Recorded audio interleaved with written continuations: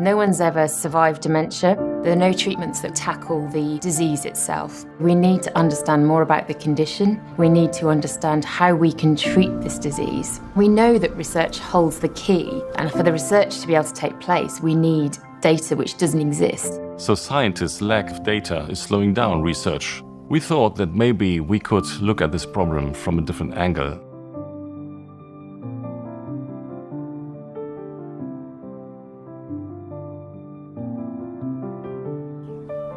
One of the first signs of dementia is that people start losing their ability to find their way around.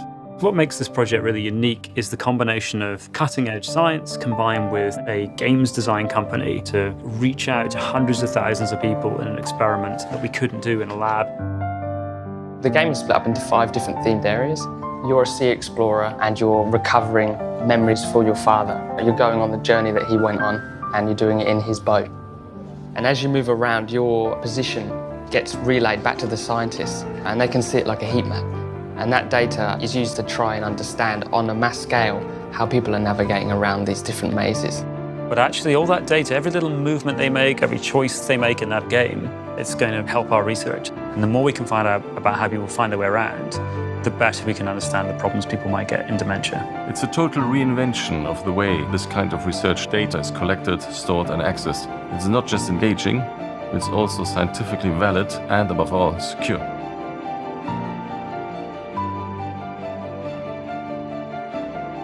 If we can get hundreds of thousands of people to share their time and participate, we can answer questions we could never have dreamed of answering before. By playing this game, they're helping being part of the solution. They're helping us be that little bit nearer to finding those treatments and understanding how we can better diagnose dementia.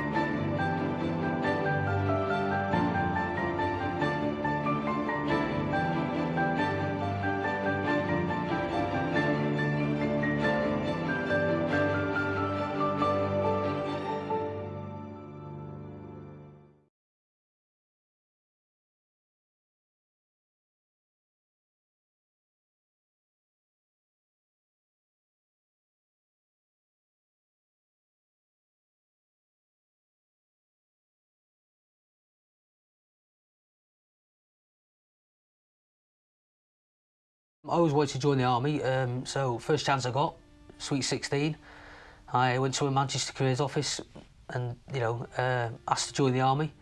I always wanted to travel. The only place I'd really been since then is Wales. Thought I want to travel, and so I thought, what's the best trade to travel? And postal and courier was the trade. So off I went. I went and joined the postal and courier, did my course there. Not the warriest of trades, but a fantastic trade. And from that, it's opened the doors for me to travel.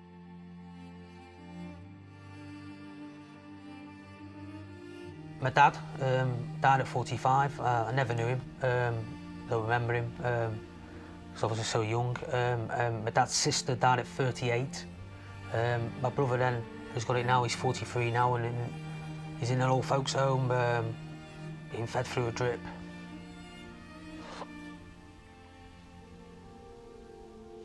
It's not ideal.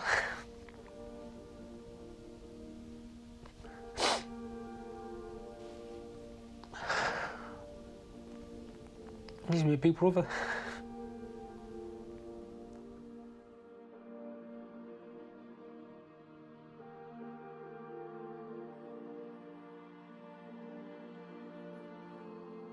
When I found out you could take a test, I was like, I want the test. Sometimes there's no point hiding behind anything, put your head down. Like, if I've got it, I want to know. So then I could plan for the future. They explain how it happens. You do a simple blood test, and from that they go away. It gets tested in the lab, comes back, and they tell you basically if you've got the gene. I'm glad I got the test because it's always one of them things. I've got it. At least I know I've got it, and I've got direction in life. So that helped me really. Everyone always lives in hope, I think. And I think, well, keep yourself fit in this, and it will do good, there's no doubt about that. But ultimately, it's going to bite me on the bum. And that's the problem, we need to get a cure. Dementia research is going to do that. We've just got to plod on and humans are survivors, you know. We'll make a cure. We got man to the moon. Why can't we cure this? It's the bottom line of it. The bike ride will start in Nova Scotia in Canada, and then we head up north, past up to Toronto, up to Medhat, up to Anchorage, then back down from Anchorage, down the coast into America, down towards LA near the Mexican border. From there we follow the coastline around, going down to Florida in the Keys, and then back up the Keys, up the Carolinas, past New York, Washington, etc., and back into Nova Scotia. So it'll be a bit of a trek, but an enjoyable trek, I'm sure.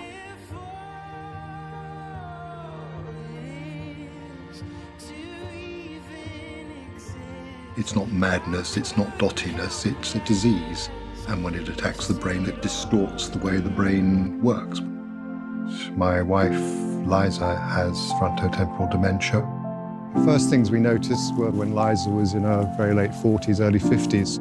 She'd always been a great walker and knew the lanes around here like the back of her hand. But now she would walk and walk and walk and then not know where she was or how she would get home. Dementia steals your memories, meaning that they can no longer be shared with the ones you love. Because we at Deutsche Telekom believe in the power of sharing, our role is to assure that sharing still will be possible by helping to protect these moments. Those hours that people are ploughing into casual games have no impact except to pass time. This is like an opportunity for them to actually have some value associated with that time that they're spending.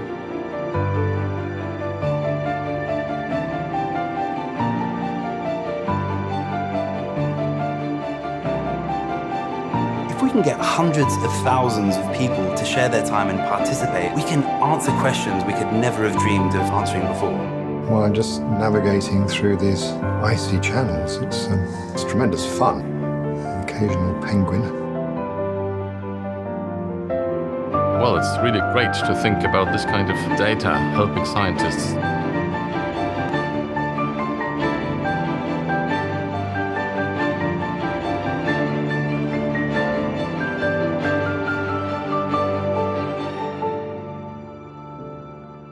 This one, we went for your race. You, Yusuf, and one more guy. What's his name?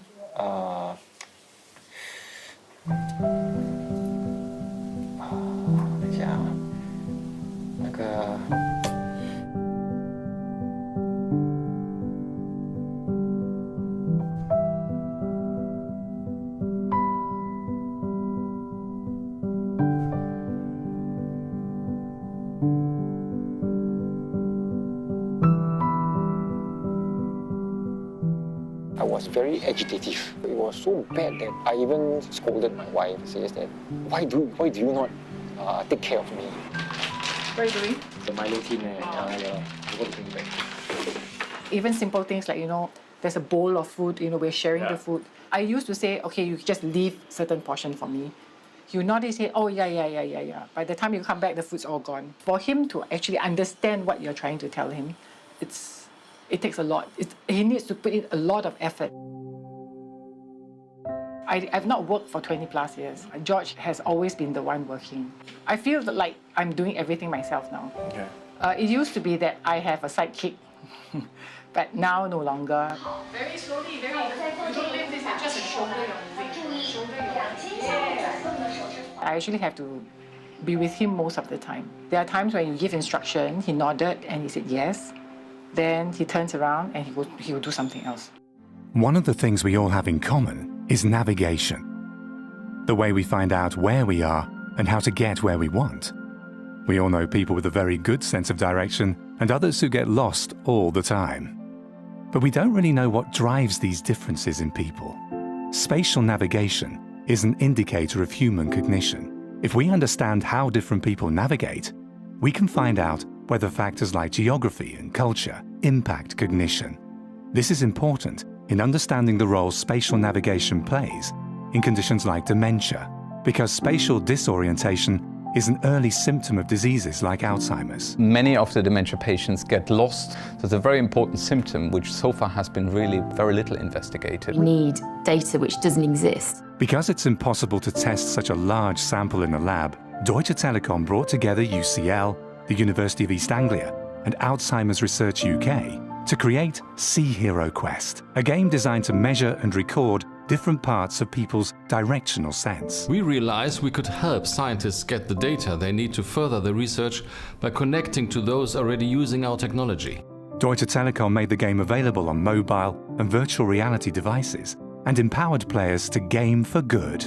Gamifying the research in this way allowed the team to gather the data of participants from nearly every country in the world. In a traditional lab approach, this would have taken thousands of years.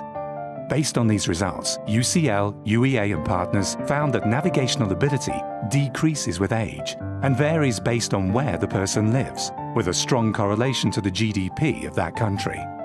The difference in spatial navigation ability between genders is proportional to the gender inequality in that country. The data from the game creates a global benchmark of spatial navigation in humans. This is groundbreaking for our understanding of conditions that affect navigation, such as Alzheimer's or dementia. In addition, the data from Sea Hero Quest can be shared across the scientific community to advance research across the field of neuroscience. Through VR, we are able to replicate highly credible lab-based navigational experiments. And the intuitive nature of VR means we can widen the study to a much broader audience. By playing this game, they're helping being part of the solution. They're helping us be that little bit nearer to finding those treatments.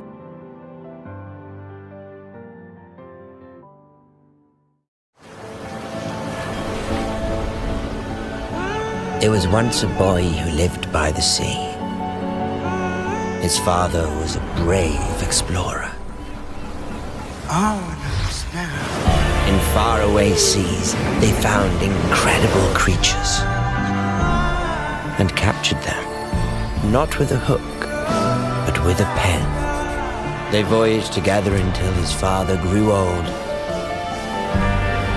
And then, one by one, his memories were lost, washed away by time and tide.